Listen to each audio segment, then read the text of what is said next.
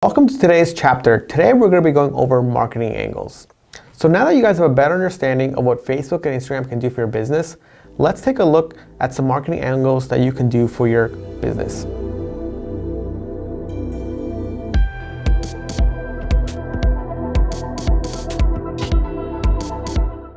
But first, what exactly are marketing angles? So marketing angles are the psychological context of your ad creatives and content.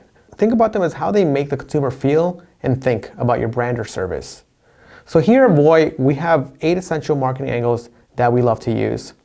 These are pretty universal, and in one way or another, you can pretty much apply them to your product or service. 1, it's survival, enjoyment of life, and life extension.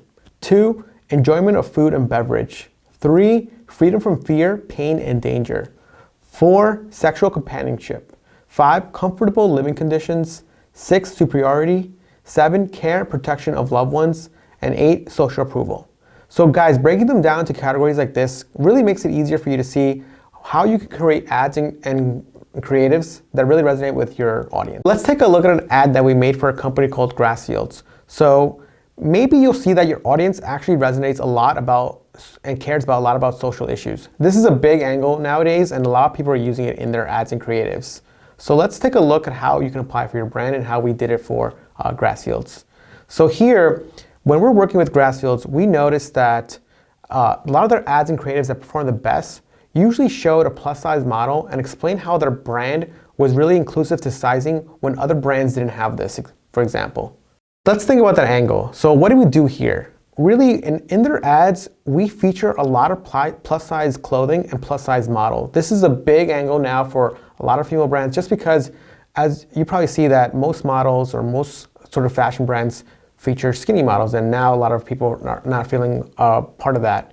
So in this ad copy that we made, we talk about the inclusive sizing, and we iterate a lot on this angle. That's a really social issue that is resonating really well with brands right now, especially with Grass Fields.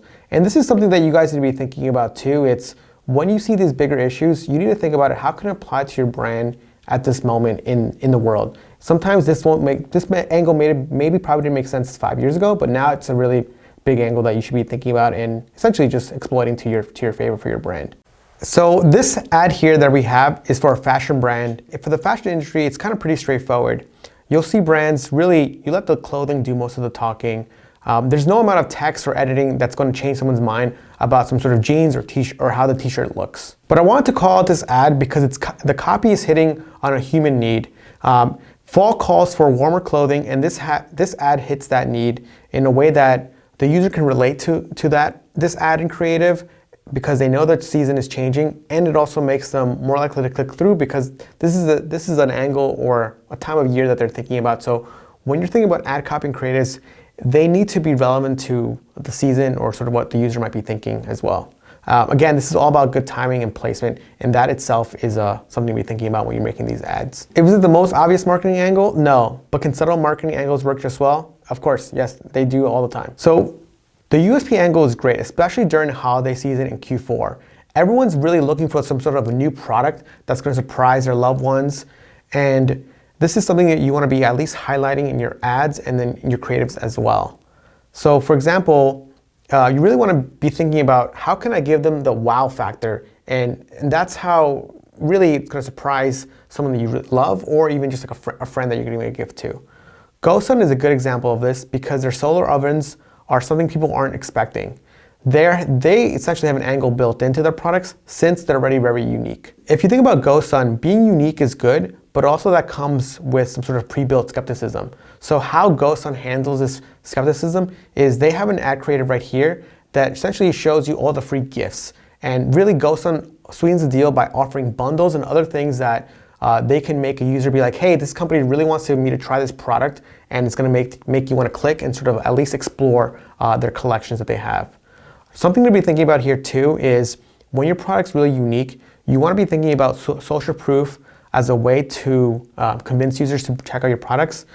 Testimonials work great, product reviews work great, and something that you want to be thinking about, it doesn't need to be testimonials of somewhat like a video. It could just be pure text testimonials. So the way we think about it is just, if you have reviews on your website, pull that text and convert that into an ad image. And One great thing about this is that now Facebook doesn't have this 20% rule, so you don't need to worry about it and sort of showing your ads to less people as it was before. So this is something that you should be trying a lot, and it's something that we do here a lot at Voy. The product benefit angle, and this is an angle that we see a lot in Venmo ads. If you haven't heard about Venmo, then maybe you've been living under a rock, but Venmo is the easiest way for you to send money to your friends or family. And Venmo does a really great job of explaining this sort of USP and sort of product benefit. What I like about Venmo ads is how they ran this ad with 8 different variations, just changing the text each time and also changing the emojis each time.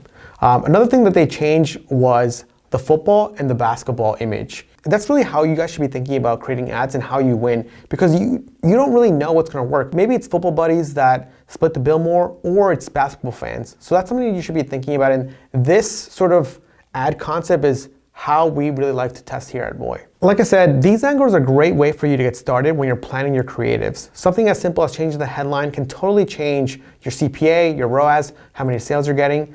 The right angle for you is so important that it really projects the brand forward. And it's so important to get this messaging across, and this is how you truly get sales, especially with direct response ads. It's something that we do at Voy, testing angles and branching off from these angles to seeing what really works is what makes us special, and sort of what makes DR special for us and other marketers alike that you sort of are thinking of becoming.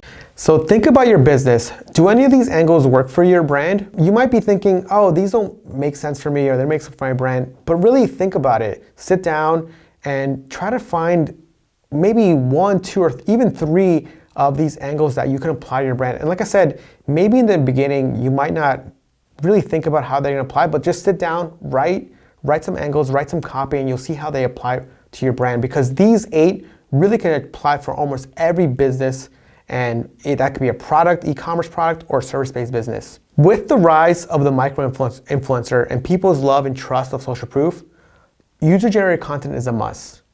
It's something of a specialty here at Voy, and we do a lot of custom videos for a lot of brands that we work with, like this one. I've also written a Forbes article about user-generated content, where I talk about the benefits of the user-generated content and how you can generate this content. And we'll be taking a deeper dive right now into this realm and how you can do it for your business. Let's go.